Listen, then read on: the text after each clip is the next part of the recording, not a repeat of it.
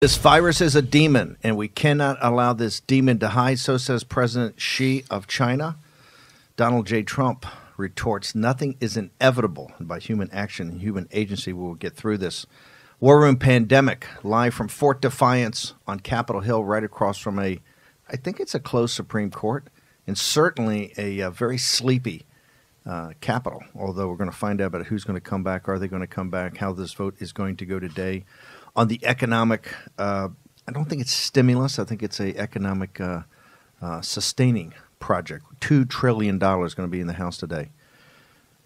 Episode 78, over 4.6 million downloads. Live on the John Fredericks Radio Network on americasvoice.news, which is the streaming platform for the Trump movement. That's now Dish Channel 219 on Newsmax TV, FM 99.1 and 103.9 in Chicago. Throughout the world, Nexus/IRRS. You can get it on every shortwave radio, medium wave radio, and picked up in dozens and dozens and dozens of AM stations, all the way from Latin America to Africa, Israel, the Middle East, Europe, Russia, India.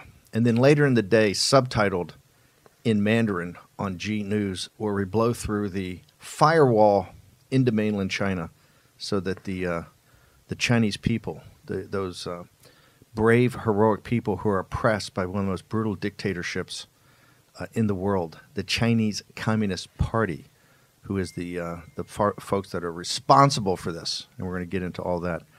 Now that I woke up, since Jack's computer had its ding, Daily ding. We've had 78 episodes. We only reminded Jack of that 75 times, but. I don't want to say anything to Jack. Jack's a little gnarly today. I think what it is, because in studio, Jack has become the new emerging star of this, right? I think he's a little edgy because Raheem Kassam showed back up and started giving stink eye over there about where his seat was. But we're going to work it all out. One of the things I am is I'm a peacemaker. I'm a great peacemaker. So have Jason Miller, comms director of the transition of the Trump presidency and also the chief communication strategist for the 2016 campaign, which was the greatest come from behind victory in American presidential history. Jack Maxey, who runs the engine room. And now Raheem Kassam off of sick bay, fully vetted. Just seen Boris Johnson. That's where Boris got it, and the health minister got it, so we had to get Raheem off the sick roll. Double-breasted suit, by the way. We have casual Fridays here. In fact, we have casual every days here.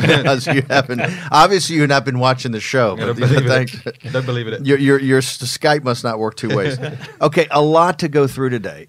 We have the vote, or supposed to have the vote on this massive economic package. Remember, the way we break this down so that people can get a grip on this for their personal lives and for their lives of their country and the community and their family is we talk about the pandemic, both the domestic and the global implications of it. We talk about the economic crisis of which it triggered and also the deeper supply chain crisis.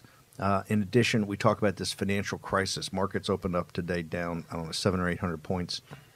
Relatively bad night overall in the Asian markets, and I think in Europe, this is driven by the fact that people are going to see now with the implementation of this massive stimulus package, and it's going to have, I think, long-term ramifications to the United States.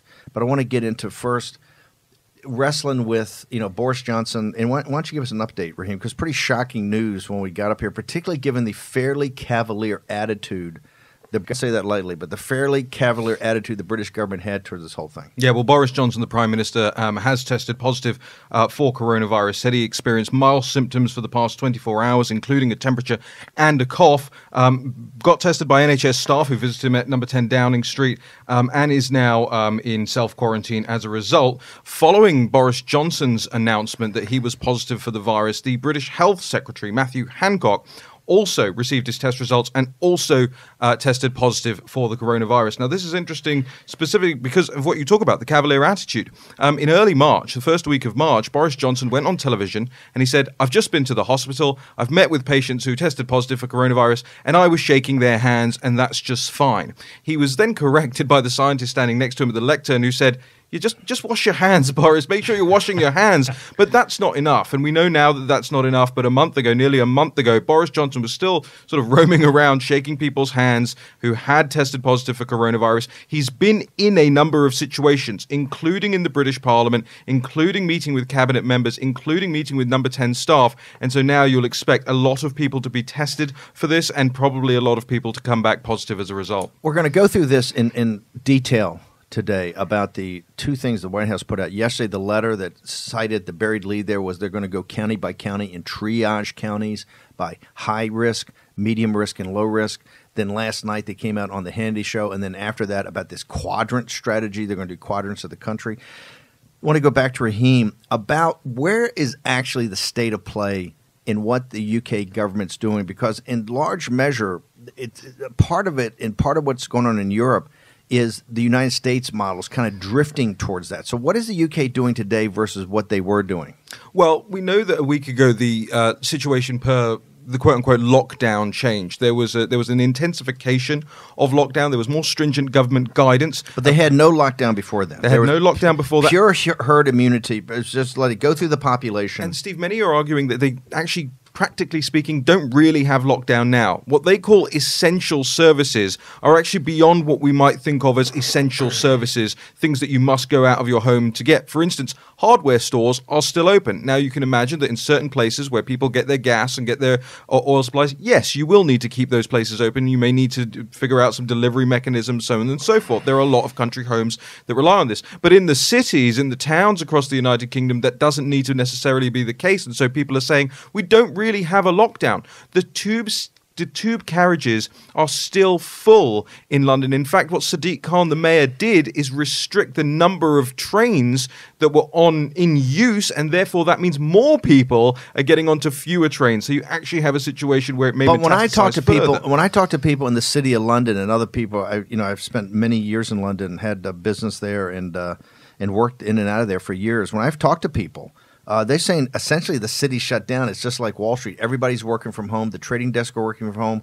The media companies, everything on Fleet Street, it's very remote, even the newsrooms. So actually who's going to work? Is that self-imposed, like businesses are doing it here, or is it by mandate of Sadiq Khan as the mayor of London and Boris Johnson as the prime minister? Look, I hate to say it this way, but the people who can afford to work from home are working from home, okay? The ordinary people, self-employed people, shop workers, retail workers in these, quote-unquote essential places are still going to work, are still taking the tube, are still encountering each other. It's not like here on Capitol Hill.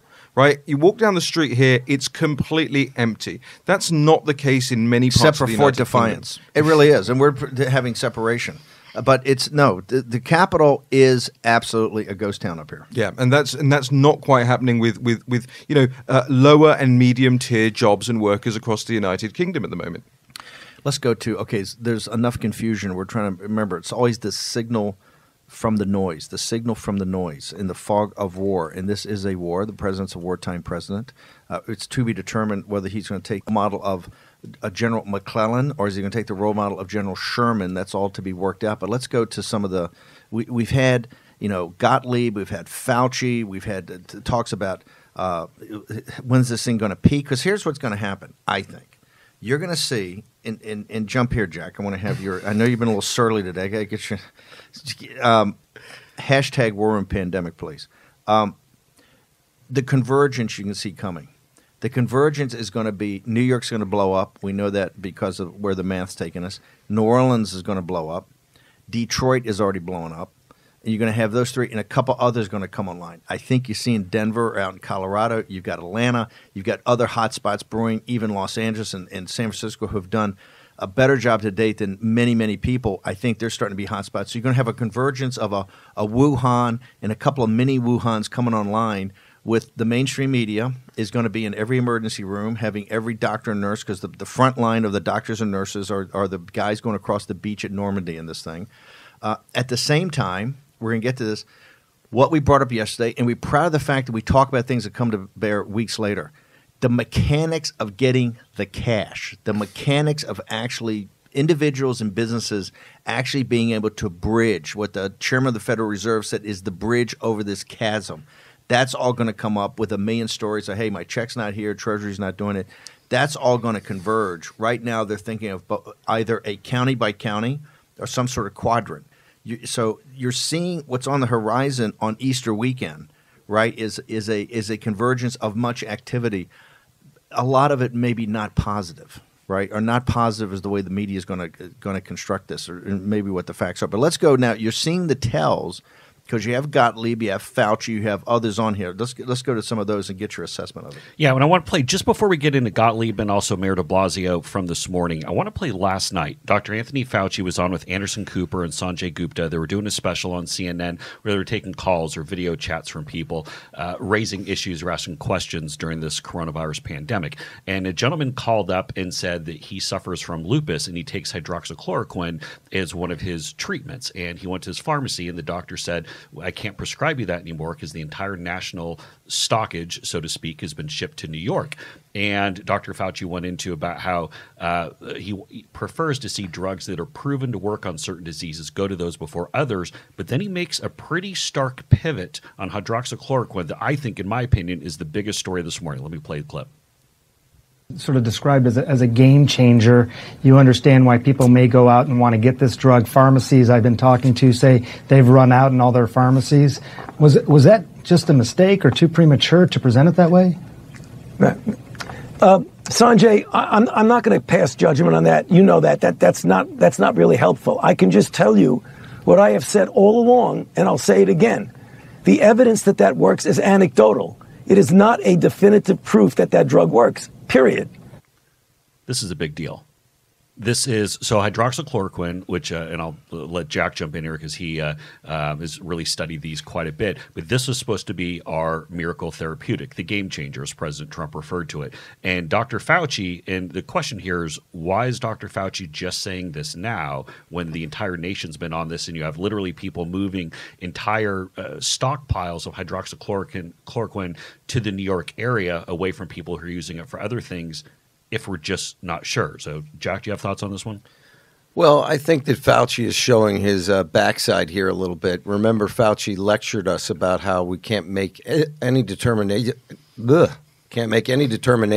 on anecdotal evidence. But yet here you have Fauci making it very clearly on national TV that it doesn't work at all. But all he has is anecdotal evidence. I think Fauci, quite frankly, I don't think he said that at all. I don't think he said it didn't work. He said what we have is anecdotal evidence. Right, anecdotal. So look, I'm fingers crossed. I'm in the same boat as everybody else. So we want to see it work. It just, this seemed to me to be a pretty. It was. This is my problem with Dr. Fauci.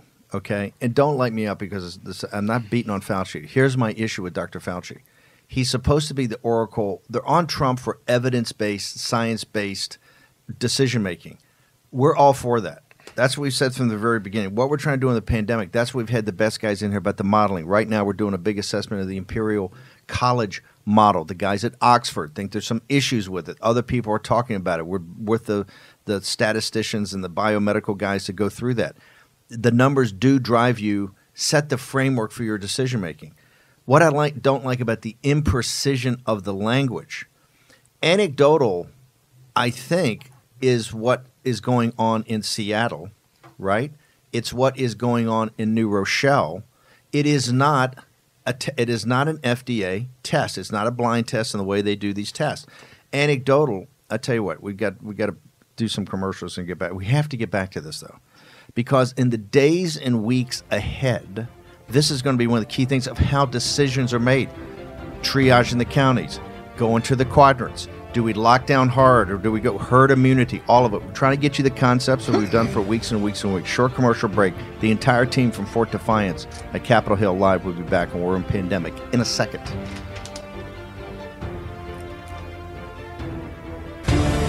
War Room Pandemic with Stephen K. Bannon. The epidemic is a demon, and we cannot let this demon hide. War Room Pandemic. Here's your host, Stephen K. Bannon. Welcome back live from Capitol Hill. Okay, Jack, why is this? Go through quickly why this. There's no vaccine on the horizon. People are working towards, but as a therapeutic, why this drug is so important and why it's so controversial. Well, I think we've seen it used anecdotally, Mr. Fauci, in places like New Rochelle, New York. We had a doctor speak to this only 2 days ago. He said he's treated over 300 patients. Not a single one of them has required hospitalization. So I think this is one of those situations where you watch what they do, not what they say. We are using the national government to try and reopen a plant in West Virginia that used to produce the chloroquine for the whole world when the United States was a real power. And so if they're doing all these things, it must be a little more than anecdotal. Let's talk about that. Go ahead. Should we play the clip again? Let's play I the want clip to tee it again. up for people and dive back into it. Sort of described as a game changer. You understand why people may go out and want to get this drug. Pharmacies I've been talking to say they've run out in all their pharmacies. Was that just a mistake or too premature to present it that way?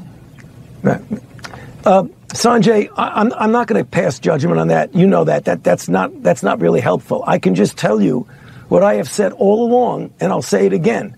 The evidence that works is anecdotal. It is not a definitive proof that drug works. Period. So here's my issue. My issue is that clearly there's enough evidence that this drug can have a positive impact, or they're not shifting around the entire national stockpile of hydroxychloroquine to the New York City metro area. Period. To play off of what Dr. Fauci said. Why Dr. Fauci is on CNN in national primetime with Anderson Cooper and Dr. Sanjay Gupta taking a mess all over the good news that President Trump put out there that clearly has enough scientific backup and evidence to make this strategic shift in national supply, and then go out there and drop it as anecdotal, making it sound like it's just some kind of fly-by-night witch doctor possibility. 1,000% agree. But I do think it's incumbent upon the administration, and talking about that, you ought to talk about strategically what the reality is. The reality is that we've seen, at least anecdotally or from evidence, not an FDA test. We are running an FDA test now. We're running a big one at the University of Minnesota. Is that correct? Yes, we are. And the doctor there the other day was interviewed, and he was asked about the study, and he sort of said it was promising, but he didn't want to get into the specifics till it was done. And then the reporter asked him, well, between the remdesivir and the chloroquine, which would you want if you got sick? The guy paused for a second and he said, well, if I had to make a choice, I'd take the remdesivir. But these imply to me that the doctors who are doing it think it works. And the reality is, I look at Dr. Fauci as kind of a successor. I look at the guys who are actually out in the field as the warriors. And I think to a certain extent, Dr. Fauci, as days go forward, in my mind, is losing credibility. Because let's get real. This whole idea of flattening the curve is, quite frankly, anecdotal as well. We can make predictions, but we don't have this huge body of evidence that it's worked historically. Correct me if I'm wrong. But people who are on, you have the federal government in a support function with logistics and cash. You have the governors are in the management function. You have the mayors and the county supervisors are the deck plates execution. That is the chain of command. Okay? Except in New York. Except in New York where the governor's having to do it all. Okay. In that model, which is the model we have in this country for this, the people that are going to be on the principal hook for this, the mayors and county supervisors and the governors, are going to have a certain amount of not leeway, but they got to be practical. That's why you see in both Governor Inslee in Seattle, in Washington, and Cuomo in New York, they're seeing the efficacy of this, understanding it does not have FDA approval, understanding it may even actually have some side effects, right? They're gonna. We don't know yet, Jack. Listen, people should understand it's a drug for malaria, right? Principally, the CDC actually has a little sheet on chloroquine for people traveling to malaria locations, and I think everybody should read it. And I'll post it on the website today. This is the CDC. They describe this thing as practically chiclets that you don't have to worry about anything. So. To now all of a sudden turn this drug into a danger. Exactly. What I'm saying is that potentially if you have heart others, I understand people take it for malaria as a prophylactic all the time. That's where I think you're going to see it. In the situation we're on in New York, in New Orleans, in Detroit, and others, they're going to be using this drug. There's just no doubt about it. That's why you see this whole effort from throughout the world to source it, since we don't make it here anymore. This is why India, Modi loved the nationalists of India, but he makes a decision. Hey, I got 1.3 billion people. I'm shutting nothing's crossing the border. So people that are going to be on the cutting edge of delivering results, right? Not as some theoretical thing, but the people at the cutting edge are making the decision. We're stockpiling it, and we're going to prescribe it. Here's part of the thing is that the whole notion that doctors have this bedside manner is really a misnomer. And people might know before I worked for President Trump, I made political ads for candidates. And frequently my worst candidates that I would have on the stump were ones that were doctors, for the simple fact that they'd go out there and just very super blunt in scientific terms or direct to the point, where my best candidates were usually lawyers because they know how to get up and BS people. And so with Dr. Fauci, I mean, this is where I think the administration has to get their arms around him and say, look, you have your independent voice, but we got to talk through these things, because sometimes when you go out there and throw out these terms and these words, you might think that you're given the facts and that you're playing it up, and then the people at CNN and MSNBC might like you for being overly direct, but you also have to realize you have tens, if not hundreds of millions of people around the country and the world who are hinging on every word you say. And if you take a mess all over a possible game-changing therapeutic without clarifying exactly what you're saying, you can send a serious signal. Now, I shouldn't say we're lucky. That'd be the wrong way to describe it. This morning, the images on TV are of hospital beds and doctor shortages, and some pretty rough images on the Today Show and others speaking to New York. Well, they better get ready for it, because they're going to be everything. Hey, they got the morgue, the portable morgue. Real this would be the top story. Yeah, 100%. Here's a real question for Fauci, and it should illustrate the whole thing with this chloroquine nonsense. What was the scientific evidence that Fauci used, because he's science-based, to tell Donald Trump and to tell John Catsimatidis a month ago that this thing was like the flu? Right. You know, that undermines his science-based credibility. You're talking about the January. You're talking about the January 26th interview. Okay, we're going to get to that, but I want to go. Here's the solution, and here's what we're going to do. We're going to get into Cuomo's decision making, Inslee's decision making. People at the cutting edge who are responsible and accountable are making decisions to stockpile this, to forward deploy it, so to be ready. And you're going to start seeing in New York, I believe, here very shortly, they're going to use it not just as a prophylactic, but as a therapeutic. When people at the very first stage, you think you got it, you walk in there, they're going to be hammering this. They're going to make those decisions, right? Those are rational people making rational decisions. And that's what we're going to they're making it on the same body of evidence that's out there, and they're having to do the trade-offs. That's the key. Is we got to get to the governors, and we're going to do that and find out why they're making a decision. This is no longer a theoretical discussion, and I think it's terrific that the FDA at the University of Minnesota and other places are doing studies, right, with large test base. Well, like, for example, to show you how screwed up the FDA is in terms of this, Gilead Science was trying to provide dosages of remdesivir to people on a compassionate basis, but the paperwork and the nonsense necessary to get the FDA approval to save these lives was holding it up to the point where it was becoming useless in some cases. So what they did in California, and I think it's a brilliant idea, they literally just came up with a sheet, You sign off here, take away the liability. Exactly. The patient is using human agency to make a decision with his doctor without Fauci. And now they're getting the remdesivir to more and more patients more efficiently, more quickly. And this is when the FDA says, oh, well, you can do these things, but only if it's part of a study. That's how we found the 16-year-old kid in Washington State that proved that they had community transmission throughout the state. That's because the FDA, who couldn't, along with the CDC, produce a test, allowed University of Washington to begin testing on a experimental basis. But here, let me make an observation. What I think is best, and I think the war room, and this is why we're just not a radio show or a TV show. It's actually just like in the impeachment. It is actually a war room. This is why I reached out to both Raheem and Jason originally, because they've run war rooms before, which is to get ahead of a problem. Here's what we got to do: is start, which we have been doing. I think we just got to ramp it up. Help get that information out there and actually start to help connect dots, because there are people. I don't think it's just sitting there going the FDA this, the FDA that, all these guys. We need solutions. We need to help to the degree we can help think down range, because one thing I can tell you, we are 3 or 4 weeks ahead of what the problems are. to kind of, do better connectivity. I realize we got Dr. Hatfield out there, we got Rosemary Gibson out there, we got all these people out there, Dave Ramaswamy. I think we got, because this is going to be a big deal. To get through this crisis with as little capital wasted and as little human lives destroyed, not just the ones that die, but the ones that get sick and really never recover, or the recovery is very tough.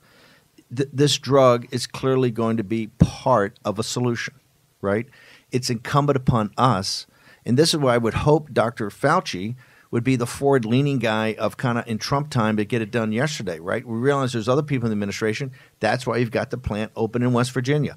That's why people are trying to – the reason that India shut it down for coming here is because there are many people trying to – both entrepreneurs and others trying to get the drug out of here. So, well, it's like war, right? And we started this Second World War with the 1903 Springfield bolt-action rifle, held 5 rounds, wasn't that effective. And as we moved through the war, guess what? We produced the Garand, right? 8-round box magazine drop in, and this thing worked, and it was better. So why is it that we are in a war, but we can't experiment with the weapons that we're fighting the war with? Hey, right before we go to break. Great listener feedback. John Chamberlain says, why then, if its effectiveness is only anecdotal, as Fauci alludes, are Novartis and Teva from Israel donating 140 million tablets and gearing up to produce 50 million tablets by mid-April? Perfectly legal to prescribe its use off-label. Great point, John. Okay, we're going to come back. Short commercial break. Be back in a moment in the War Room. That's exactly.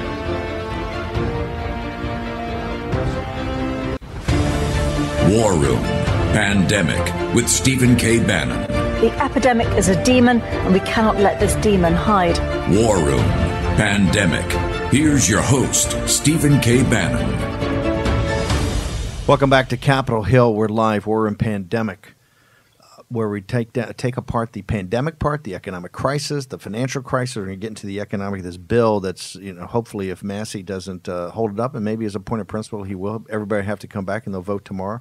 President Trump, not a fan of that, tweeting out what he thinks of Massey. Congressman Massey, also the only member of the House or the Senate to vote against the resolution about Hong Kong. In the height of the protests there, we had a resolution, really a very hard resolution about the CCP, which was unanimous. Nancy Pelosi did a fantastic job. McConnell did a fantastic job. Marco Rubio, others. The only person on Capitol Hill to vote against that was Massey of Kentucky, one of the hardcore Rand Paul libertarian types. And today, I think he may force actually a vote, and people come back. We'll have to find out the place. Okay, we got to get to the bottom of this. Let's go back to as a communications part. Shouldn't Dr. Fauci, and this is the same thing with Cuomo and de Blasio in New York, given situations like this, there's a big disparity between what the governor of New York is saying and the mayor of New York is saying about the trend line to when this is going to peak in New York City and what's the tail afterwards, and therefore what actions they're going to take. That is not a small thing. That is kind of that baseline deal that you have to get down and agree to within some range, right, of assumptions in some range to decide all action. And right now there's a pretty big spread between the bid and the ask when you come to those two guys. With Dr. Fauci, his counsel to the president, he ought to speak in very blunt terms and back it up with data. But then you get an agreed upon, hey, this is the way we want to present this complex data out there to the public. Here, it seems like he's just going rogue all the time. It's just whatever's off the top of his head. And for those that love Dr. Fauci, I'm not all my concern with Dr. Fauci. If you're going to be a man of science, please start to back this stuff up with evidence and talk about it internally. I'd like to know what he's actually telling. Is he telling the president what he believes the curve is, what he believes the sick is going to be, the transmission rate, the who's going to be in the bed, and what the mortality rate is? Well, and again, I mean, this is about being consistent in the messaging and making sure people don't have the wrong takeaways, because so much is riding on this. So take it back to the 2016 campaign.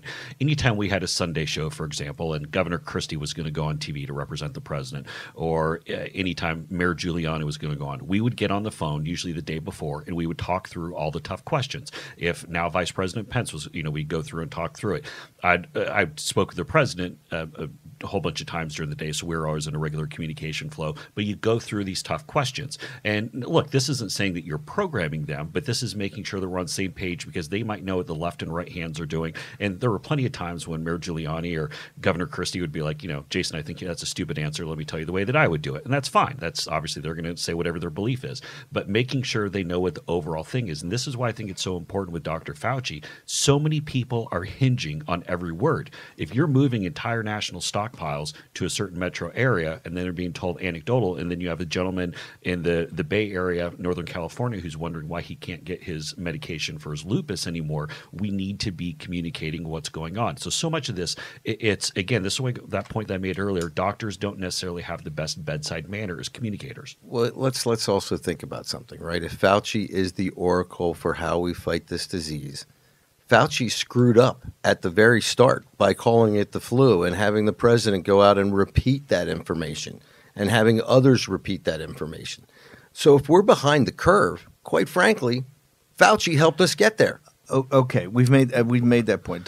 Hey, I'm the guy who loves beating dead horses. I'll beat the dead horse. But I'm tired of this guy being held up and all these medical professionals at the CDC as if everything they say is like coming from a burning bush. They didn't do the test. The FDA can't get anything done. I mean, why are we even following these guys' guidance? I'd rather listen to the professors at Harvard University or Washington University, quite frankly. These guys are like pie in the sky, bureaucrats, get in at 9:30, 2-hour lunch, leave by 5. I'm sick of it. I mean, we're seeing right now how this government bureaucracy fails us every time. And what we're going to watch today, if Massey goes through the quorum, we're going to see how cowardly these captains are. Okay. You got to fight, brother, with the army you got, not the army you want. We got what we got, and you got to bring the best out of it. We've got with CDC, and these institutions are still considered the best in the world, and there are many dedicated people there. My problem is that information is somehow not being coalesced and put forward in a coherent plan that people understand. But this is the guy who just 2 days ago said Tedros is a great scientist and a great person and all this nonsense. I think I did call him a liar yesterday, didn't I, on the show? You did. In the last segment. Can I bring us back to something that we coined in... Are you being the voice of reason? Yeah, then? I am, unfortunately. I'm actually I'm trying to be the uniter, not a divider. Well, that's the point, isn't it? Unity and substance, right? Remember that, okay? It's good. No, That's no, a no, great no, no. poll. That was the last episode he was actually here to work. Been on vacation since to the Lombardy region. Look, I want to go to... Very good poll, though. I like that. I want to go to something on that point about the use of the phrase anecdotal, okay? For Fauci, anecdotal doesn't mean what it means to political journalists. It doesn't mean what it means to Anderson Cooper. It doesn't mean hearsay. Anecdotal means reports we're getting from doctors in the field, right? He may not be being dismissive as certain people may think he's being. He's making a distinction between substantive studies, independently verified data, and reports from doctors in the field. I don't necessarily think, because he did this, remember, a week ago as well, I don't necessarily think he's just batting this off. I think there's a distinction in medical language versus political language here, and that's what we might be seeing. Now, he has to get over that. I think he came across as he batting it off. I think if you look at the body language and the way it was presented, because you could have gone and said, hey, here's what we know. That it's not FDA approved. It's not an FDA blind test. We're doing that at the University of Minnesota. We've got a number of those. We're trying to fast track those. But I know from New Rochelle, I know from the Seattle area, I know from France where they had the 26. And if you look at the math off of that, you can see these things. He could have gone into that, maybe should. But this guy's 80 years old. And he's 78. 79. Nancy Pelosi's 80 years old. And he's always used, for his entire career, he's used the word anecdotal to mean from doctors in the field. You know, sometimes you cannot teach an old dog new tricks. I agree with that. Anecdotal doesn't mean that in the profession. Can I go back to Fauci real quick? You can.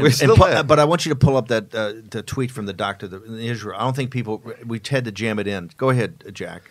Fauci co-authored a paper that appeared in the New England Journal of Medicine here, and I'm going to quote from it. A robust research effort is currently underway to develop a vaccine. We anticipate the first candidates will enter phase 1 trials later in the spring. Therapy currently consists of supportive care, while a variety of investigational approaches are being explored. Among these are antiviral medications, lopinavir, ritonavir, interferon, RNA, remdesivir, chloroquine, and a variety of traditional Chinese medicine products. What is that nonsense?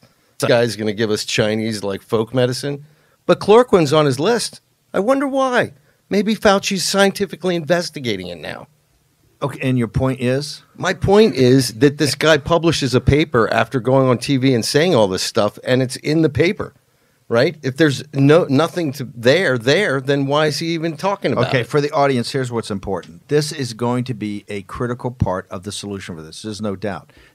Do you have the tweet from the medical professional? John Chamberlain, who lives in Gulf Shores, Alabama, former hospital CEO, tweeted at us using the hashtag War Room Pandemic. Hashtag, why then, if its effectiveness is only anecdotal, as Dr. Fauci alludes, are Novartis and Teva in Israel donating 140 million tablets, and Milan, sorry if I'm mispronouncing it, gearing up to produce 50 million tablets by mid-April. It is perfectly legal to prescribe its quote-unquote off-label for COVID-19. Exactly. Okay, that's where we stand. That's why this is important. It's going to be an important part of this. It's not a wonder drug. It's not a quote unquote. I wouldn't say it's a game changer. It's going to be part of the approach of how we get ahead of this.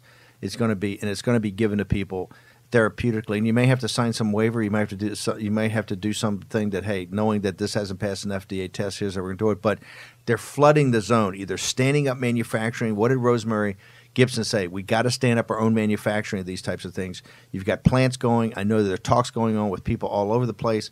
There's entrepreneurs and others looking to source this, whether it's in India, whether Israel's helping out, et cetera. So it's going to be a big thing. Let's go. I want to go to Gottlieb. We're taking the first hour of the show, obviously, to deal with the pandemic part, because this is only going to intensify. The White House has put out this. I don't want to say it's confusing, but last night they did put out a letter under the president signed it, talked about a county triage. And then last night, I think after the Hannity thing, they talked about a quadrant. But let's go to what Gottlieb's got to say.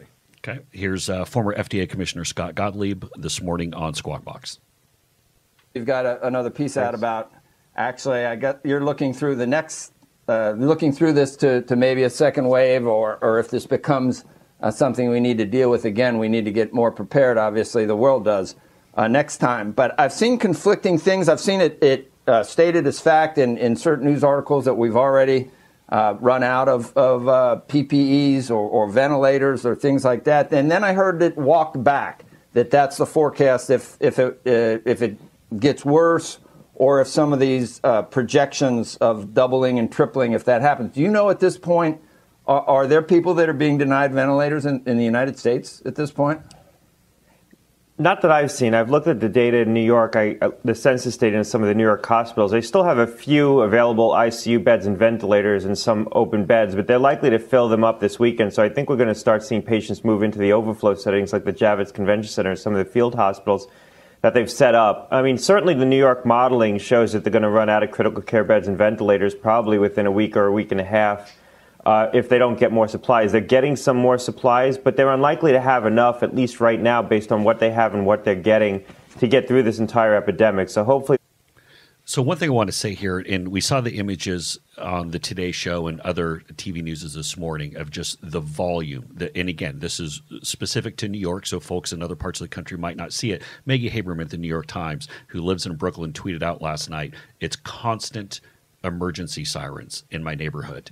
And yesterday there were more, I want to make sure I'm getting this exactly correct and right, but there were more 911 calls and ambulances that were sent out than there were on actual 9/11. I think there was 40% more. I mean, it was significantly more. Significant they said it's a 3-hour wait for an ambulance right now in New York City. That is extraordinary. Gottlieb, who was President Trump's first FDA head, and he was selected because he's Trump-like, is very entrepreneurial. This is not a guy that plays by the traditional, although very squared away, very entrepreneurial. He is being sought by many people. He's giving this brief to very high-level people, and he's consistent. What he's telling, the powers that be is exactly what he's saying on TV. He's saying that this is 6 to 8 weeks, right? And he's also – He's not criticizing, but but I think he's making observations that it needs to be more of a, just like Powell, that you need to come to grips with this virus and try to take harsh measures today, as Joe Norman said from the New England Institute of Complex Systems back in January when we were doing this. You need to take harsh measures today in order to get ahead of this thing. Okay, we're going to take a commercial break. Hashtag War Room Pandemic. We're here at Fort Defiance, the old Breitbart Embassy, right across from a quiet Supreme Court and a relatively quiet Capitol Hill. Very quiet Capitol Hill, very quiet Capitol. Raheem Kassam, Jack Maxey, a testy Jack Maxey, Jason Miller, Stephen K. Bannon. We're going to return to the War Room in just a moment. War Room Pandemic with Stephen K. Bannon. The epidemic is a demon, and we cannot let this demon hide. War Room Pandemic. Here's your host, Stephen K. Bannon.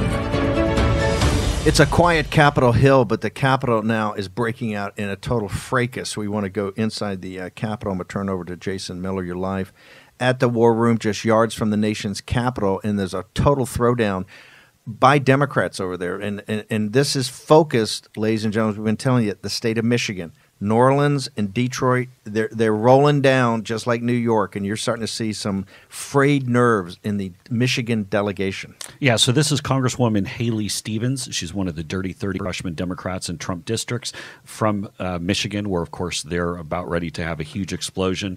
And let's just go ahead and play it. I request 30 more seconds because I rise before you adorning these. The gentleman from Maryland is recognized. Not for personal tension, but to encourage you to take gentleman, this I'm going to give you more time. Right now, to the families. The gentlelady will suspend. The gentleman from Maryland is recognized. The gentlelady is out of order. I yield the gentlelady 30 additional seconds. The gentlewoman is recognized for an additional 30 seconds. Cause of their servitude, sharing in the profession with those who have not come before you. Similar times of trying medical need, wars and flus past. It goes on for a while, but that's just it's some pretty fired up emotions on the House floor. I mean, this is when you got a crisis coming to your neighborhood. This is why the country's gone on war footing. You're going to see these images. You're going to see New York City. You're going to see New Orleans. You're going to see Detroit. It's all going to converge. The media is going to be all over this. Nerves are frayed. You're going to have more fracases like this, I think, today, and people talking about it. I think they'll send them all home. But my point is, you got to get ahead of this. If you don't get ahead of it, you're either going to play the ball or the ball is going to play you, right? And you've got to get ahead of this. And that's why I think we're going to get into this now, the second hour. We can't do it now. We're going to get into next hour, the triage in the counties, right, which is, to me, madness, but we'll get into it. And now quadrating the country in quadrants about opening up. There shouldn't be a discussion right now about opening up. It should be only a discussion of how we crush this virus. This is a demon, and we cannot let this demon hide. I detest Xi, okay? He is, to me, pure evil. And no, I do not think he's a friend of the President of the United States, although I understand why the President has to do that, right, for diplomatic reasons. Xi and these guys suppress this. This is why we're having the problem today. However, when the whole legitimacy of their regime was on the bet, right, they cracked down as hard as you possibly can. You can't even imagine what they did in Wuhan to shut this thing down, right? And right now we're lumbering into the storm, okay? And the only way we're going to see ourselves through here, maniacally focus on this, drop the hammer, and get ourselves to the other side as we do a financial bridge. She's talking about right there. I don't think she's talking about ventilators. I think she's talking about how the cash. I think she's arguing about the bill itself, about how quickly the cash gets to people. Correct? Yeah. And Raheem? Yeah, no, I just wanted to give some context to this because this comes into the story that broke late last night. This is when Andrew Slavitt, the former Obamacare chief, tweeted that there was a Midwest hospital that had that was about to hit its limit on ventilators. It was actually in Michigan's 11th. It's the West Bloomfield Hospital that we're talking about here, about 100-odd beds in that, 191 beds, there, which they said 2 days ago they're now quite full and they are approaching approaching that place where Henry Ford healthcare system is already putting out these documents that say, hey, if you have a pre-existing health condition, if you don't look like you're going to get better, you're not going to get a ventilator. You're going to be given pain medicine. You're going to be given comfort care. And we're going to look at, this is the triage strategy that you're seeing taking place all across France. They've been doing it in France for 2 weeks in the Alsace region now. This is why it's all inextricably linked. Every hospital east of Ann Arbor is in this situation. West Bloomfield is not Detroit, okay? These are the more quality hospitals, and there you're seeing it overflow. That's what the tweet was about last night. This is why she's so worked up. And I do not want to bring crass politics into this. Far be it from me. We are super partisans, and I think we've done as good a job as we can, given who we are, of trying to just get information out from the very beginning. But I don't want to put too much crass politics on here. But let me be brutally frank. If grandmother dies, they're not voting for you. Okay? You have to just be hard-headed about this and understand this is a crisis. Okay? And all of the, hey, it's not a crisis, it's just a fluke, fine. If math, you know, he's not going to be President Trump. Okay? He's just not after November. This is, if you look at what's happening in these hospitals, if you look at what's happening in New York City today, you have to get ahead of this. You have to get ahead of this. And right now, she's talking about even the other part, which is the bridging. And that's what I'm saying. If you look downrange, and let's pick a random date of Easter weekend, right? We know, because we know from, we'll get de Blasio in a second. You know from de Blasio, you know from Cuomo, you know from Scott Gottlieb, you know from the other doctors in the modeling, even the White House's modeling of how this is trending, coupled with the bridges now in place, and how is that technically going to get cash to people as more and more jobs kind of evaporate.